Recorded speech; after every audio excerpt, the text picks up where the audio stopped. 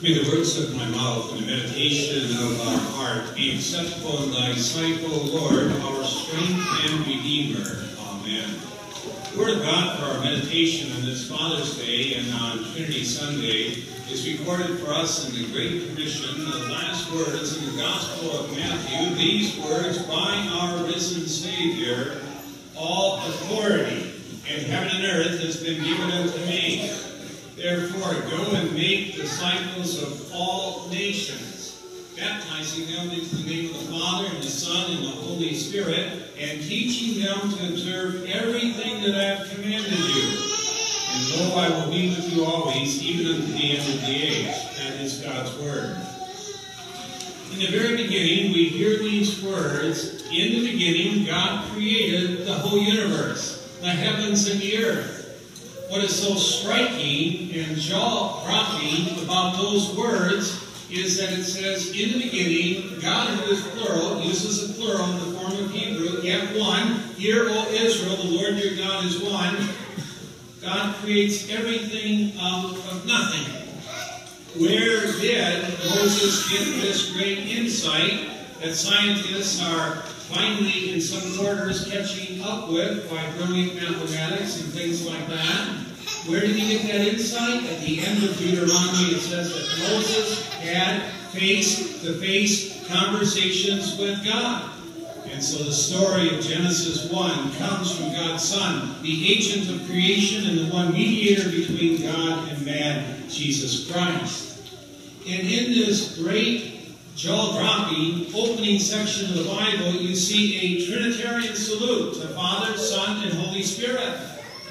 And you hear those words that we accented before, let us make man in our image. The three-in-one God, the God of all grace, moving about already there in Genesis chapter 1. Pentecost is also a story that is very Trinitarian too. When you listen carefully to our reading today from Acts 2, we have reference to the Father, and to the Son, and to the Holy Spirit as well. Now, in our Gospel reading today, we see Jesus bids his disciples to do some things that are astonishing, and to reflect on some things that are jaw-dropping, if you will. Notice how Jesus began this Great Commission. He comes up to them at the mountain that he had appointed them to go, even before he died and rose from the dead, up in Galilee. And he says to them at that time, some worshipped him and some doubted before he says these great words. Now, it's important to note that the word doubted here is not that they didn't believe. That's a whole different word, pistis, and that's not the word used there. It's a different word. They couldn't get their arms around this. I would have almost translated it, they were overwhelmed. They couldn't get into their head how it was that he rose from the dead and how he had done all these astonishing things. Now, bear in mind that when Jesus was with his disciples, he was not only showing them, as he did the Emmaus disciples, how he was the fulfillment of all these mighty prophecies and promises in the Old Testament, but he was telling them things that they did not know. For example, you know that Jesus was telling the Apostle Peter how when he was quickened and made alive in victory, body and soul, he descended into hell to obtain victory in the backyard of the devil. So they were getting a cosmic picture of what had happened. And that's part of the preface of these words when Jesus says to them, and here's a jaw-dropper, all authority in the universe has been given to me. The disciples had to really wonder about that statement. All authority in heaven and earth has been given unto me. Now, the New Testament is very nuanced here. It teaches how Jesus was given all authority for the whole New Testament age. And when the end of the world takes place, and it will end precisely when Jesus wants it to end, every eye will see him. We will be taken body and soul to the new heaven and earth in an instant, to live and dwell for all eternity. But at that particular time, Jesus, though equal to the Father, will submit himself to the Father for all eternity. He will place himself under the Father for all eternity, and all authority that is given to in time and space, he'll give back to the Father. He's not interested in a power struggle. There's love, mutuality, reciprocity, back and forth with the Father and the Son. So Jesus tells his disciples, and that's the preface here, the prelude, the prologue, all authority in the universe has been given unto me. Whoa. And they're trying to comprehend that. And just as they are trying to comprehend that huge cosmological statement by one who had conquered death, then Jesus unloads another one. He says, this is what I want you to do.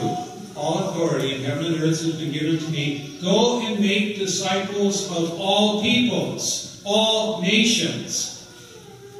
Now that was a stunner to them. It may not stun you or me, but it had to stun them. Here they are, 11 disciples, not even 12, and Jesus said, this is what I want you to do. I want you to go and make followers, go and make disciples of all peoples, all nations. This was very hard for the disciples because most of them grew up as little boys and girls. They grew up with the thought that only Jews were going to be going to heaven. You read the rabbinic literature, and the rabbinic literature says that Gentiles, non-Jews, were created to be fire for hell. That's not what the Old Testament teaches. When the Lord first came to Abraham, he said, Abraham, I'm going to make you a great nation, and from you there will be many more nations that will become part of this. That was part of the promise after the flood for all people, the universality of the good news of the gospel through a coming Savior, but it got lost somewhere along the line, as the gospel often is lost. But Jesus said, I want you to be disciples of all nations. And the idea of Jews and Gentiles worshiping together, that wall would come down, that a bridge would be built, was something that just wasn't in their thinking. In fact, in the Gospel of Acts, the first 10 chapters, Peter is preaching the gospel to the Jews. And then Paul becomes the apostle to the Gentiles.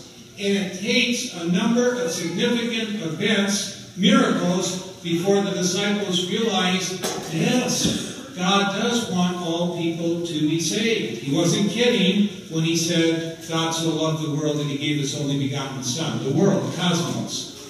So this was a big event. And it was doubly big for them, reaching out to non-Jews. That was a huge cultural phenomenon. But something else. There were, in the thinking of the people, 153 nations back in those days. Now, where did they get the 153 nations? That correlates very nicely with the miracle that Jesus performs after he rose from the dead. John chapter 21, the disciples are out fishing. Jesus is standing by the shore. They don't catch a single fish all night long. And Jesus shouts out, throw the net on the other side. They throw the net on the other side, and they came up with how many fish? 153. 153, and that was their thought as to how many nations there were in the world back then. Today, we think there's something between 193 and 196 nations in the world. And so here are the 11 disciples, culture shock. They're going to have to reach out to non-Jews, to Gentiles, in Jesus' name, the risen Savior, and they're going to be told you got to reach out to the 153 nations that they recollected back at that time. Huge, great commission. And now, as a result, over time through the gospel, the church has become the biggest organization, institution in the world. Dr. Paul Meyer has stated, and we take this for granted, the Holy Christian Church is singularity-wise the biggest statistical organization in the world, and it has existed and it has prospered by the grace of God through the gospel over all these years. Indeed, what Jesus promised, beginning with them, took place. And what was jaw-dropping to them was only part of God's cosmic plan in love in Christ before the foundation of the universe. So, number one, John proper. All authority in heaven and earth has been given unto me. Number two, he wants the 11 that will branch out to 12, that will branch out to 120, that will branch out to 3,000, that will become 2 billion plus. He wants them to bring the good news of the gospel to all people. And this is what the world needs more than anything else. We get distracted in our day and age. We amuse ourselves to death. The word amuse means non-muse, not pondering. We have little time to think, little time to ponder. But the most important thing in life for every one of us should be trying to tell others the good news of God's love in Jesus Christ, who alone can save from death, who alone brings freedom, who alone brings peace, and alone is Lord, together with the Father and the Spirit. But we get distracted. How many of us at January 1st talked to the Lord and said, Lord, I hope you can use me in the coming year, 2014, through the gospel to lead someone to you, either directly through the gospel or how I witness in my life indirectly.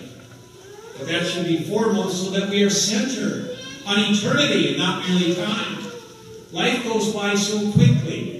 I had a Bible study on Thursday in St. Louis, KFUO radio station, and it was on Psalm 39, the brevity of life, the vanity of life. And again, we just look around and all of a sudden, it seems 40 years ago, we were just in confirmation class and zoom, it goes by.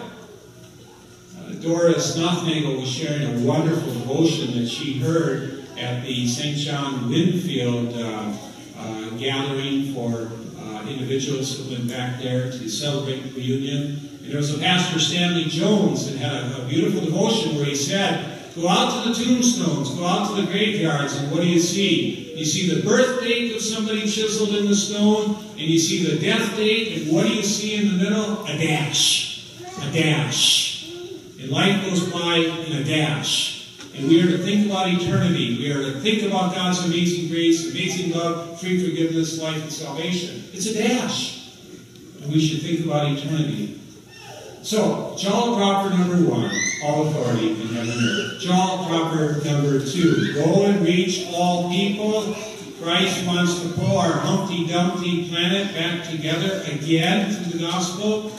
And number three, listen to the language carefully. All authority in heaven and earth has been given unto me. Go and make disciples of all nations. And how do you do that? Baptizing.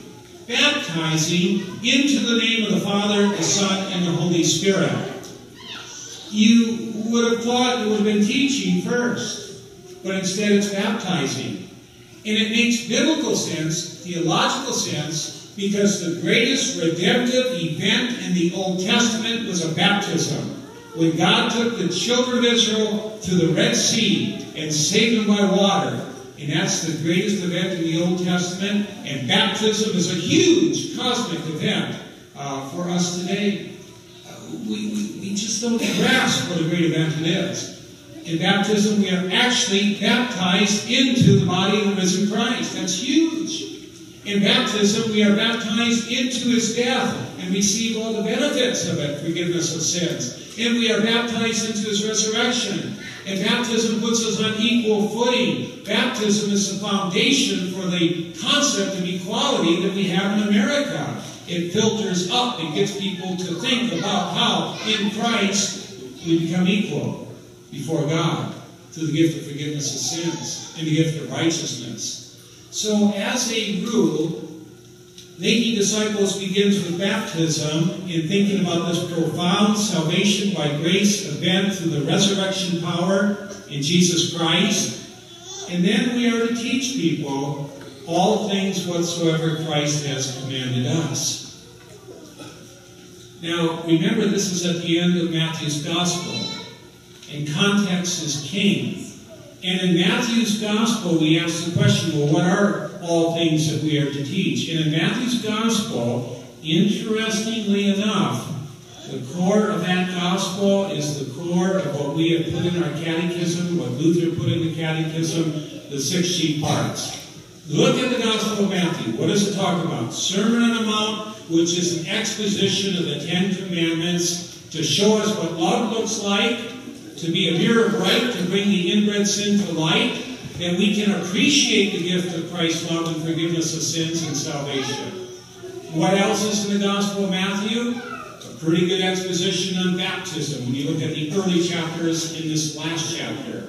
Also, the Lord's Supper, Christ's body and blood, cosmic again, for the forgiveness of sins. What else is in Matthew's Gospel? The celebration of the gift of forgiveness of sins, through holy absolution that we apply Sunday after Sunday. What else is in the Gospel? An exposition on the Lord's Prayer and the kingdom of God, the incarnation, and its Trinity up front and Trinity at the end. And so Jesus is saying, and watch the beautiful orchestration. All authority in heaven and earth has been given unto me. Go and make followers, disciples of all nations. How do you do this? You begin with the miracle of holy baptism, baptizing them with the Trinitarian formula in the name singular of the Father, Son, and Holy Spirit, and teaching them to observe everything that I've commanded you. And here is my promise. Lo, through that baptism, lo, through that teaching of the gospel, I will be with you always, even to the end of the age. Hallelujah. Amen. Praise the Lord. And the peace of God that passes all understanding may guard and keep your hearts and minds in the only cure for death, the risen Savior, Jesus Christ our Lord.